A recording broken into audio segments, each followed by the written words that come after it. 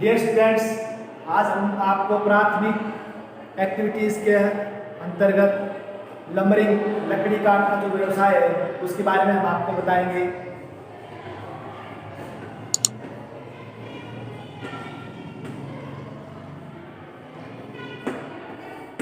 Lumbering लकड़ी काटना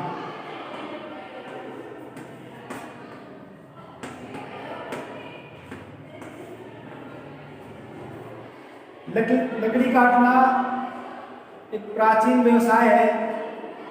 आरंभ में मनुष्य लकड़ी अपने जीवन निर्वाह के लिए काटता था, उससे अपने भोजन को पका लेता था, अपने घर वगैरह झोपड़ी वगैरह जो था उसको बना लेता था। इसके साथ साथ छोटे मोटे औजार भी बना लेता था लकड़ी से। लेकिन वर्तमान के अंदर जैसे जैसे तकनीकी विकास हुआ, ट्रांसपोर्ट हुआ, उसके साथ साथ लकड़ियों का दोहन बढ़ता चला गया और लकड़ी काटना वर्तमान में एक बहुत बड़ा व्यवसाय बन गया। स्टार्टिंग के अंदर केवल जीवन निर्वाह के लिए लकड़ियाँ काटी जाती थी, लेकिन आज इसका उपयोग व्यवसाय के रूप में किया जा रहा है। भारत के अंदर लकड़ियाँ दक्षिणी क्षेत्र है और पूर्वी क्षेत्र है, इसके अंदर अधिक काटी जाती हैं। अब हम बात करते हैं लकड़ियाँ कहाँ से मिलती हैं हमें, कि लकड़ी काटने का जो व्यवसाय है वो कहाँ पर उन्नत है। फर्स्ट है उष्णकटिबंधीय वन।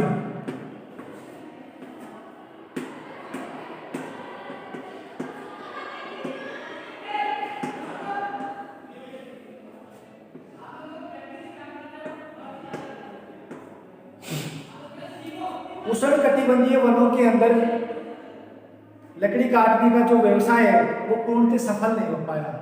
इसका मुख्य कारण था कि वहां पर कठोर लकड़ियां पाई जाती हैं। सेकंड कारण ये भी रहा कि उष्णकटिबंधीयों के अंदर जो भौतिक दशाएं हैं और लकड़ियों को वहां से काटना लाना, इस तरह की जो ट्रांसपोर्ट फैसिलिटी है वो बहुत ही दुर्गम है और वो ऐसा दुर्गम क्षेत्र है जहाँ पर पहुंचना इम्पॉसिबल सा लगता है, जिसकी वजह से आज तक उष्णकटिबंधीय वनों के अंदर अगर हम लकड़ी काटने का व्यवसाय देखें तो वो न के बराबर है। सेकंड आता है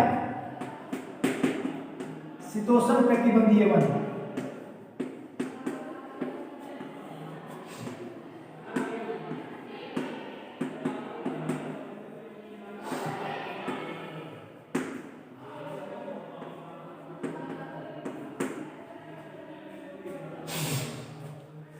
शीतोष्णकटिबंधीय वनों के अंदर जो लकड़ी का व्यवसाय किया जाता है वो बहुत उच्च स्तर पर पहुंच गया। इसका प्रमुख कारण निम्नलिखित है। नंबर 1 है मुलायम लकड़ी।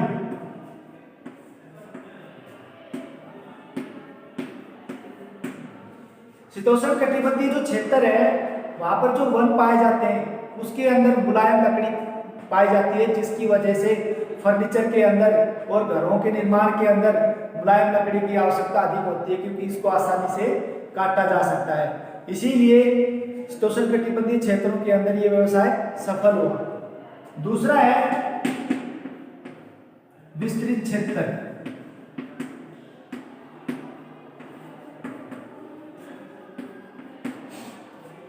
अत्यधिक वर्षा के कारण और अत्यधिक वर्षा की वजह से वहां पर जो शीतोष्णकटिबंधीय वन पाए जाते हैं वहां पर बहुत बड़ा विस्तृत क्षेत्र, बड़े बड़े विस्तृत क्षेत्र हैं जहां पर मुलायम लकड़ी के और एक से प्रजाति के बहुत सारे पेड़ पाए जाते हैं, जिससे वहां से आसानी से लकड़ियों को काट लिया जाता है। थर्ड है परिवहन।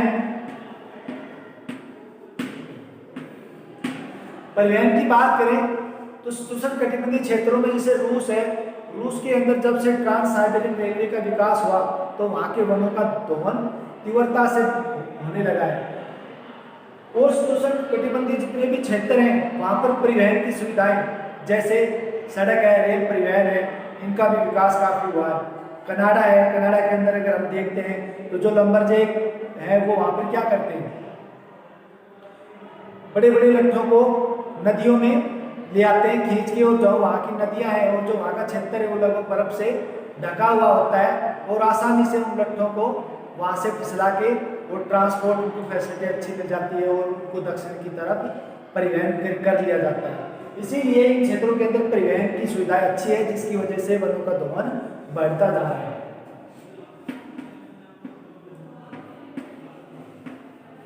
मूल्यवान लकड़ी,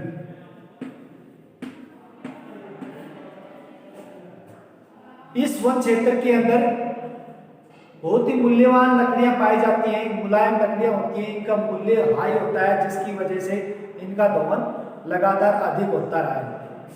नेक्स्ट है विकसित अर्थव्यवस्था।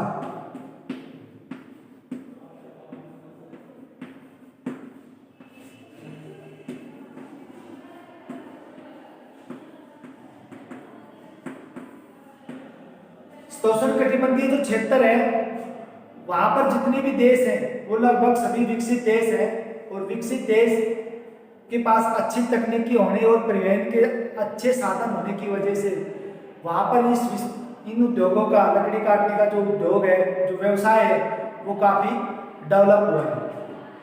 उष्णकटिबंधीय क्षेत्रों में सबसे पहले आता है उत्तरी अमेरिका। उत्तरी अमेरिका के अंदर यूएसए और कनाडा दो विकसित देश हैं, और इनके पास उन्नत तकनीकी है, जिसकी वजह से यहाँ पर इनका जो व्यवसाय है लकड़ी काटने का, ये बहुत ही उच्च स्तर के ऊपर है। उत्तरी अमेरिका के अंदर कनाडा है, कनाडा के और यहाँ पर कोणधारी वन पाए जाते हैं। इन कोणधारी वनों के अंदर लकड़ी का व्यवसाय बहुत उन्नत है। कनाडा के अंदर कोणधारी वन पाए जाते हैं, और यहाँ पर शीत ऋतु है। शीत ऋतु होने की वजह से यहाँ पर फसलों का जो वर्धन काल है वो छोटा है। यहाँ के लोग क्या करते हैं, किसान और जो खेतियार मजदूर हैं वो फसलों को बो देते हैं, और बोने के बाद में शीत ऋतु के अंदर सारे उत्तरी कनाडा की तरफ पलायन कर जाते हैं, और वहाँ पर जाके जो उष्णकटिबंधीय वन पाए जाते हैं वहाँ से अपने लकड़ी काटने का व्यवसाय करते हैं। इन लोगों को कनाडा के अंदर लंबरजैक के नाम से जाना जाता है। यानी ये लोग क्या करते हैं, अपनी फसल वगैरह बो देते हैं, और सर्दियों के अंदर उत्तरी कनाडा में जाके वहाँ पर क्या करते हैं, व्यवसाय करते हैं, लकड़ियाँ काटते हैं, और दक्षिण की तरफ उनको परिवहन की सहायता से भेज देते हैं। इन्हीं लोगों को कनाडा में लंबरजैक के नाम से जाना जाता है। इन लोगों को यहाँ पर रहने के लिए सरकार की ओर से रेल के द्वारा छोटे स्कूल हो गए, हॉस्पिटल हो गए, और इनकी जो बेसिक नीड्स हैं उनको रेल के माध्यम से पूरा किया जाता है। जब एक स्टेशन पे इनकी डिमांड पूरी हो जाती है तो रेल को आगे एक तरफ भेज दिया जाता है, और ये लोग बहुत बड़ी मात्रा में आजकल तो जो लंबरजैक है वो मशीनों की सहायता से यहाँ पर लकड़ी काटते हैं, और उन लकड़ियों को ट्रैक्टर की सहायता से नदी की तट पे ले जाते हैं, और वहाँ पर नदी के अंदर लटके लट्ठों को पूरा गट्ठर बना के वहाँ पर रख दिया जाता है, और उस टाइम में बर्फ से बिल्कुल जमी हुई होती है नदी, और हल्के से ट्रांसपोर्ट फिसलने की वजह से उनको नीचे दक्षिण तक भेज दिया जाता है। तो इस तरह से जो लंबरजैक है वो अपना जीवन यापन करते हैं, और जैसे ही ग्रीष्म ऋतु स्टार्ट होती है तो वो दक्षिण कनाडा की तरफ आ जाते हैं। इसके बाद आता है यूरोप।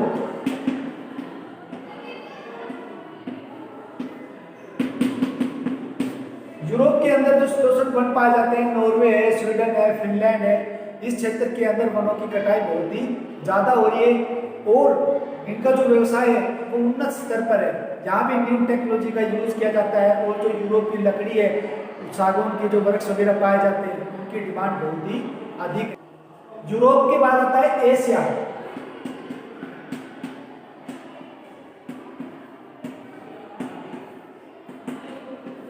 एशिया के अंदर रूस का प्रमुख स्थान है। जो एशिया के अंदर रूस का भाग आता है वहाँ पर ट्रांस साइबेरियन रेलवे का विकास हो गया, और ट्रांस साइबेरियन रेलवे के विकास होने की वजह से वहाँ पर परिवहन का साधन होने की वजह से उन क्षेत्रों के जो वन है उनकी कटाई बड़ी तेजी से हो रही है, जिसकी वजह से एशिया के अंदर भी ये बहुत ही फूला फूला है। इसके साथ साथ भारत का जो दक्षिणी क्षेत्र है और दक्षिणी पूर्वी एशिया के क्षेत्र है, उन क्षेत्रों के अंदर भी इसका काम हाई लेवल पे होता है। चीन है, जापान है, भारत है, इनके अंदर भी जो लकड़ी की जो कटाई की जाती है, जो इसका व्यवसाय किया जाता है वो उन्नत स्तर के ऊपर है। इसके बाद आता है दक्षिणी गोलार्ध।